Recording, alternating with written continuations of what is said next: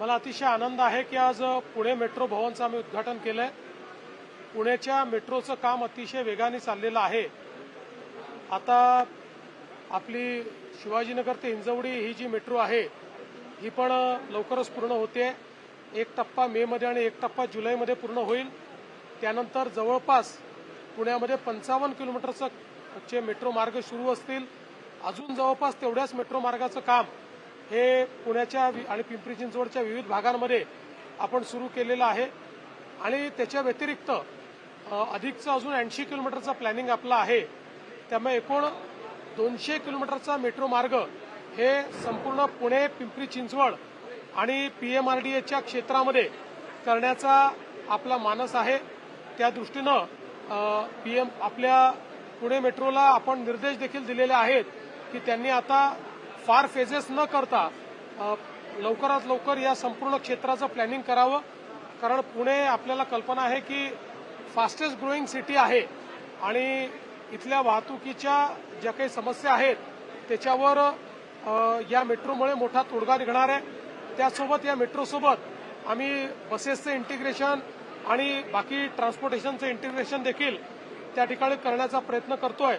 तसेच पुण्यामध्ये एक टनेलचं नेटवर्क देखील करण्याचा आमचा मानस आहे, ज्या माध्यमातून या पुण्याला वाहतुकीच्या कोंडीतनं आपल्याला मुक्त करता येईल।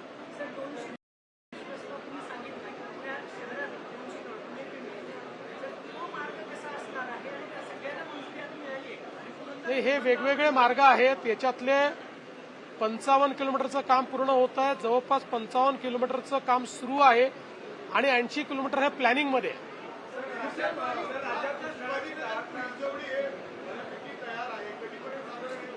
त्याच्यामध्ये आहे 11 किलोमीटरचा जो मार्ग आहे हा मे मध्ये पूर्ण होतोय।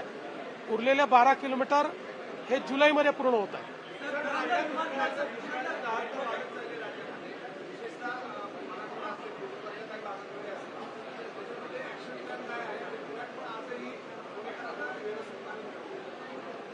असं आहे की या संदर्भातला ऍक्शन प्लॅन हा मी ऑलरेडी बजेट मांडतानाच त्या ठिकाणी जाहीर केलेला आहे। भविष्यात ती न्यावीच लागणार आहे आणि नेणार होतो जाणार आहे, तिकडे जाणार आहे।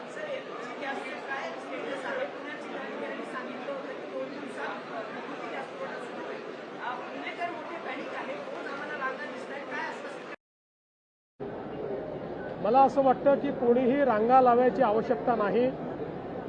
वारंवार सांगितलं जात आहे की गॅसची कमतरता नाही। जाणीवपूर्वक राहुल गांधी आणि काँग्रेस पक्षाचे नेते या ठिकाणी लोकांमध्ये भीती जाहीर करतायत आणि त्या भीतीपोटी लोक रांगा लावतायत। कोणीही रांगा लावायची आवश्यकता नाहीये।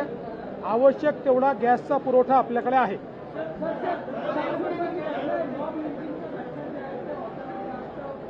कुठे पॉप लिंचिंग पाहायला मिळालं तुम्हाला? मी माहिती घेऊन बोलेल, माझ्याकडे माहिती नाही।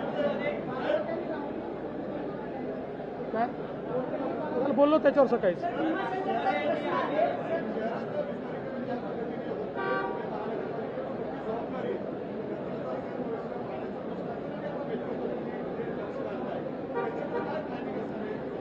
आता महानगरपालिकेमध्ये बॉडी आलेली आहे।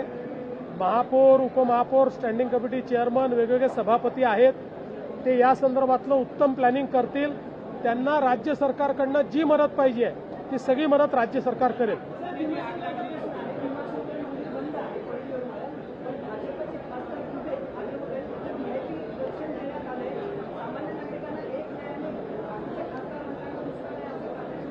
नाही, मला काही माहिती नाही या संदर्भात। पहिल्यांदाच तुमच्याकडनं हे ऐकतोय। भीमाशंकरच्या मंदिराचं आपण काम फार वेगाने करतोय, कारण आपल्याला कुठल्याही परिस्थितीमध्ये कुंभाच्या आधी भीमाशंकरचं काम पूर्ण करायचं। चला।